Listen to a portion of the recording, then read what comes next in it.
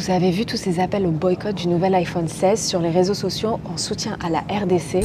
When you buy an iPhone 16 or really any iPhone, you're also funding the genocide and modern slavery of the people of the DRC. Je vous invite à boycotter Apple. Peu importe les qualités de l'iPhone 16, il ne vaut pas le prix des vies perdues au Congo. Ne l'achetez pas. Nos frères et sœurs congolais souffrent et perdent la vie depuis des années sans que personne ne réagisse. #FreeCongo. N'oubliez pas le Congo. Je vous l'assure, vous n'en avez pas besoin.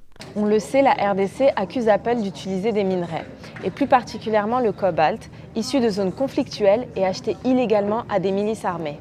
Or, depuis plusieurs années, les conflits dans la région du Kivu pour le contrôle de ces ressources naturelles, dont le cobalt fait partie, ont entraîné la mort de plus de 6 millions de personnes. Et selon l'ONG FIDH, Fédération internationale pour les droits humains, environ 40 000 enfants, dont certains sont âgés de seulement 7 ans, travaillent dans ces mines.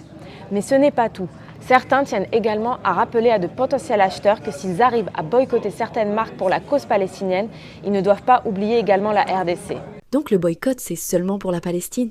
Mais quand Apple envisage de lancer un nouvel iPhone rose, vous vous repliez? Et selon un internaute vivant en Floride aux États-Unis, nos téléphones sont entre nos mains en partie à cause de l'esclavage et des conditions inhumaines auxquelles sont soumis les Congolais.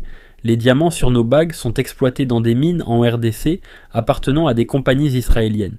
Faites attention à ce qui se passe en RDC et dénoncez ce génocide comme vous le faites pour la Palestine parce que tout est lié. Et vous, qu'en pensez-vous ?